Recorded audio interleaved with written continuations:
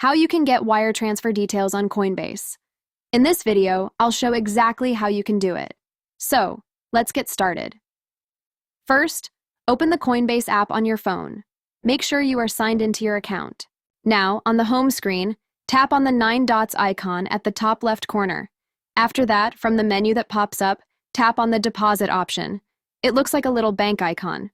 Once you are there, under the Transfer From section, tap on the Nyoi little arrow next to it to change the deposit method. Now choose the wire transfer option. After that, Coinbase will check if the bank account is in your name. If everything looks good, tap on It's a Match to move forward.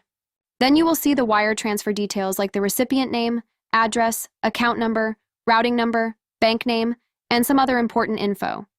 Make sure you double-check everything and take a screenshot so you can use it later. Now you can go to your banking app or visit your bank branch to set up the wire transfer.